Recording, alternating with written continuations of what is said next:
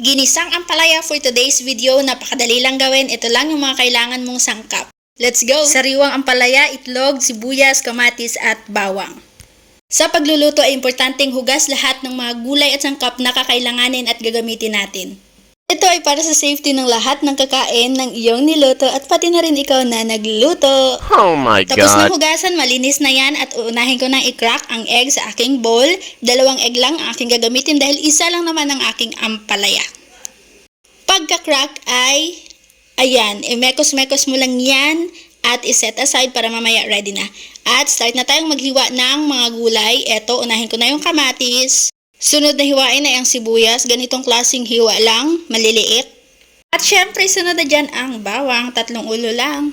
At ito na ang pangunahing sangkap sa recipe ito, ang aking ampalaya. Hihiwain ko lang to sa gitna, tapos tatanggalan ng mga buto at pagkatapos niyan ay hiwain ng manipis katulad nito. Ayan, ganyan lang. At iset aside para ihanda ang kawali at kalan. Let's go! Ayan, binuksan ko na, ilalagay ang kawali, paiinitin lang konti at lalagyan na ng konting-konting mantika lang.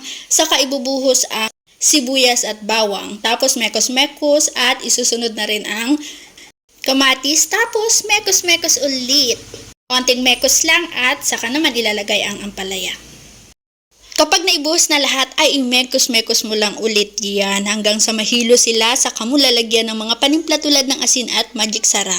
Mekos-mekos ulit para mag-spread ang mga panlasang inilagay kanina. Tapos saka maglalagay ng konting tubig para pampalambot at takpan. Pagkatapos ng 2 minuto, ayan na. Saka ko naman ilalagay ang itlog. Dahil nalagay na at nabuhos na ang itlog, ibig sabihin malapit na yung maluto. At ayan na, may ginisang ampalaya ka ng masarap, napakasimpleng ulam.